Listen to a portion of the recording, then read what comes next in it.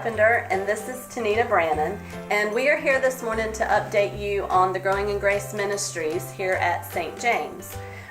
For those of you who are maybe a little unfamiliar with Growing in Grace, we provide 70 bags of food each week to the children at Walcoats Elementary so that they will have food and won't be hungry over the weekend. First, we want to highlight Dr. Dennis Ross's recent fundraiser to combat childhood hunger in Pitt County. This past January, Dr. Ross completed one of his legendary bike rides, cycling to Key West, Florida, nearly 1,200 miles in 4 days. With this effort, Dr. Ross has raised over $63,000, $15,000 of which has been designated for Growing in Grace. We congratulate Dr. Ross, a longtime church member, and we thank him for his generosity to our program.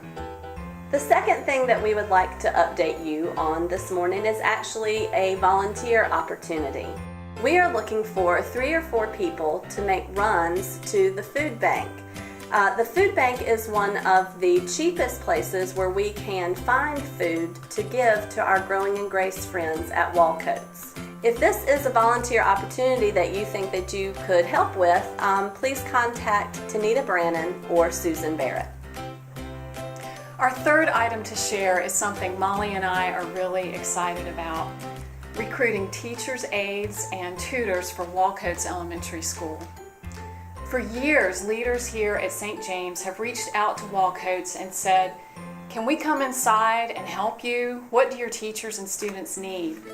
But the school has never seemed receptive until now. Assistant Principal Tabitha Stormer has given us the green light. It might help if you understand something about Walcoats' makeup.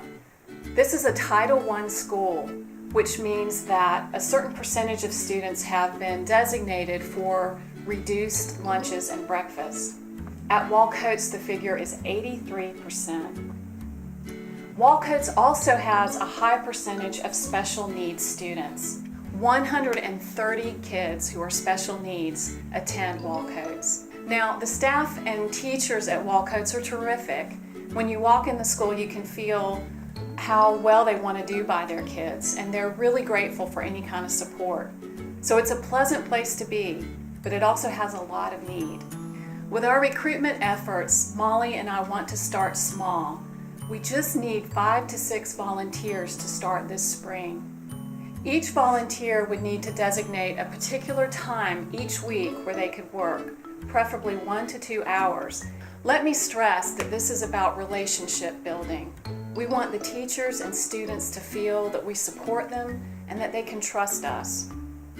Also, we're not allowed to proselytize. That's against school policy. But we can walk in that building and love the kids and help the teachers. We can be the hands and feet of Christ.